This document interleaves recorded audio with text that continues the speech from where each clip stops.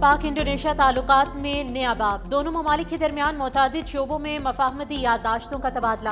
منشیات اسمگلنگ روک تھام، پاکستانی طلباء کی انڈونیشیا میں اعلیٰ تعلیم کے لیے انڈونیشین اسکالرشپ پروگرام، چھوٹے اور درمیانے کاروبار، صحت کے شعبے میں تاریخی دستاویزات کی حفاظت اور حلال تجارت سرٹیفکیشن کے حوالے سے مفاہمتی یادداشت کا تبادلہ۔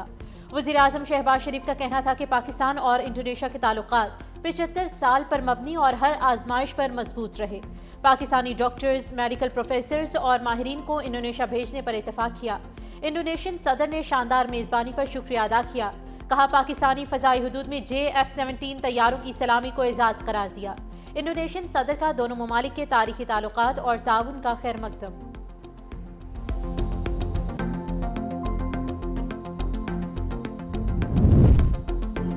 وزیراعظم کا معاشی اصلاحات پر اطمینان کا اظہار، کہا اصلاحاتی ایجنڈے کے نفاذ اور معیشت کی ترقی میں فیلڈ مارشل سید عاصم منیر کی معاونت کلیدی رہی۔ وزیر خزانہ محمد اورنگزیب اور ان کی ٹیم کی محنت کا اس کامیابی کا منہ بولتا ثبوت ہے۔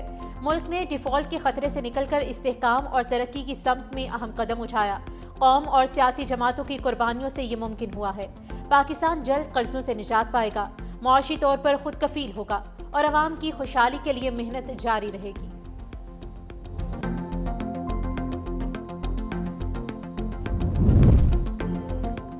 ملک کی ترقی میں تاجر برادری کا اہم کردار ہے۔ تاجر برادری اور پیپلز پارٹی کی ایک تاریخ ہے۔ Chairman peoples party Bilawal Bhutto کا صنعتکاروں اور تاجروں سے خطاب، تاجروں کے مسائل حل کرنا اولین ترجیح ہے۔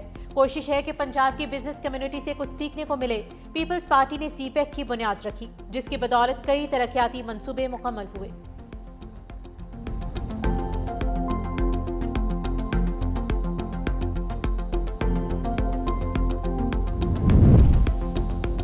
پاک افواج اپنی سرحدوں کی حفاظت کرنا خوب جانتی ہے۔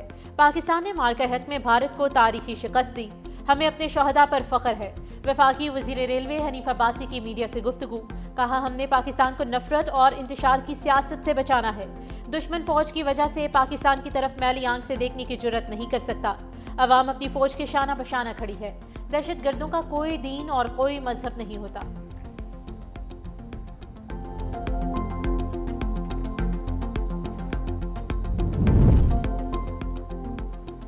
اڈیالہ کی دیواروں نے بانی PTI کو ذہنی مریض بنا دیا ہے، بانی کی ذہنی کیفیت کا معائنہ ہونا چاہیے۔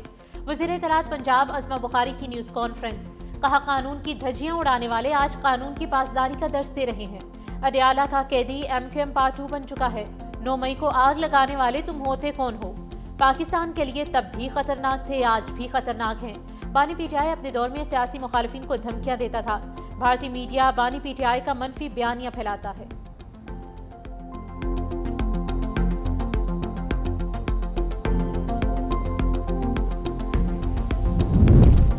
بانی PTI سے آج ملاقات کا دن، اڈیالہ جیل کے باہر غیر معمولی سیکیورٹی کے انتظامات، گورکھپور سے واہگل ناکے تک تجارتی مراکز اور تعلیمی ادارے بند۔ ٹریفک جام میں ریسکیو کی ایمبولینسز بھی پھنسی رہیں۔ 2 شفٹوں پر مشتمل خصوصی سیکیورٹی پلان نافذ، 20 تھانوں کے SHOs، 8 DSPs اور 2 SPs تعینات، 1200 سے زائد اہلکار اور افسران اور 48 خواتین کمانڈوز شامل ہیں۔ پمس ہسپتال کی میڈیکل ٹیم اڈیالہ جیل میں بانی PTI کا طبی معائنہ کر کے واپس روانہ۔ جیل ذرائع کے مطابق میڈیکل ٹیم طبی معائنے کی رپورٹ جیل حکام کو بھجوائے گی۔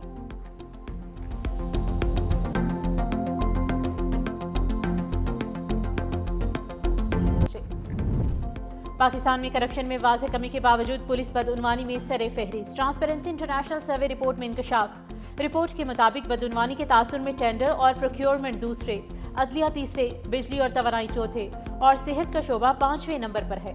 رپورٹ کے مطابق پاکستان میں شفافیت میں اضافہ اور کرپشن میں کمی ہوئی۔ 66% پاکستانیوں نے بتایا کہ انہیں گزشتہ 12 ماہ میں کسی سرکاری کام کے لیے رشوت نہیں دینا پڑی۔ 43% شہریوں نے قوت خرید میں بہتری، جبکہ 57% نے قوت خرید میں کمی کی رپورٹ دی۔ 53% شرکاء کا کہنا ہے کہ ٹیکس چھوٹ یافتہ فلاحی اداروں کو اپنے ڈونرز کے نام اور عطیات کی تفصیل عوام کے سامنے ظاہر کرنی چاہیے۔ 60% پاکستانیوں نے اتفاق کیا ہے کہ حکومت نے IMF معاہدے اور FATF گرے لسٹ سے نکلنے کے بعد معیشت کو مستحکم کیا۔ پنجاب حکومت کا کینسر اور دل کے مریضوں کے لیے خصوصی کارڈ متعارف کرانے کا فیصلہ۔ ہر مریض CM اسپیشل انیشیٹو کارڈ کے ذریعے 10 لاکھ تک علاج کی سہولت حاصل کر سکے گا۔ پنجاب میں پہلے مرحلے میں 45,000 مریضوں کو کارڈ ملیں گے۔ وزیر اعلیٰ پنجاب مریم نواز کی زیر صدارت صحت پر اجلاس۔ 17 جنوری تک Nawaz Sharif institute cancer treatment and research کا OPD بلاک فعال کر دیا جائے گا۔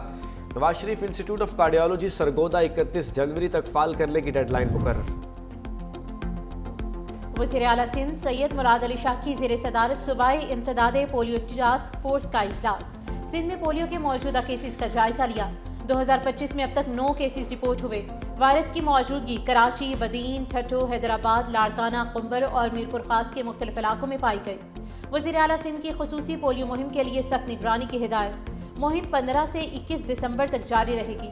1 کروڑ سے زائد بچوں کو قطرے پلانے کا ہدف مقرر ہے۔ مہم میں 80,000 فرنٹ لائن ورکرز اور 21,000 پولیس اہلکار حصہ۔ سندھ حکومت کا ملک میں پہلی بار بایو گیس بسیں متعارف کرانے کا فیصلہ۔ سندھ کے سینئر وزیر شرجیل انعام ایمل سے ایشین ڈیولپمنٹ بینک کے اعلیٰ سطحی وفد کی اہم ملاقات۔ ٹرانسپورٹ منصوبوں کی مالی معاونت اور مستقبل کے اقدامات پر تفصیلی تبادلہ خیال۔ ADB وفد کی موجودہ اور آئندہ ٹرانسپورٹ منصوبوں کے لیے مالی معاونت کی یقین دہانی۔ شرجیل انعام ایمل نے کہا کہ سندھ حکومت ملک میں پہلی بار بایو گیس سے چلنے والی جدید اور ماحول دوست بسیں متعارف کرانے جا رہی ہے۔ کراچی کے لیے بایو گیس بسوں کی خریداری کا عمل باضابطہ طور پر شروع کیا جا رہا ہے۔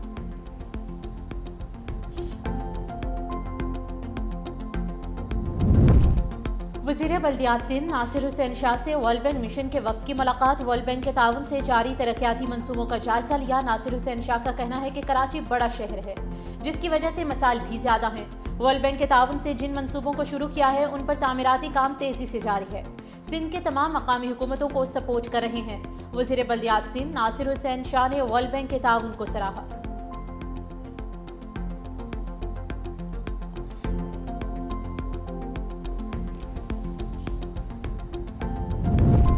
اسلام آباد ہائی کورٹ ڈگری تنازع کیس میں اہم پیش رفت۔ جسٹس طارق محمود جہانگیری کو کام سے روکنے کی درخواست قابل سماعت قرار۔ اسلام آباد ہائی کورٹ کے ڈویژن بینچ کا جسٹس طارق محمود جہانگیری کو نوٹس جاری۔ 3 روز میں جواب طلب۔ چیف جسٹس سرفراز ڈوگر اور جسٹس اعظم خان پر مشتمل بینچ نے کیس کی سماعت کی۔ یونیورسٹی رپورٹ میں جسٹس طارق محمود جہانگیری اجنبی قرار۔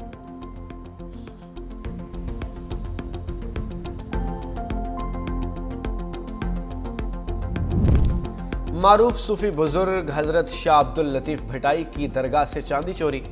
52 کیمروں اور سخت پولیس سیکیورٹی کے باوجود چوری پر زائرین اور عقیدت مندوں کو تشویش۔ پولیس نے کارروائی کرتے ہوئے ملزم کو گرفتار کر لیا۔ چور کی نشاندہی پر عبدالغفار نامی سنار بھی گرفتار۔ چوری شدہ چاندی برآمد۔ واقعے کی CCTV فوٹیج بھی منظر عام پر آ گئی۔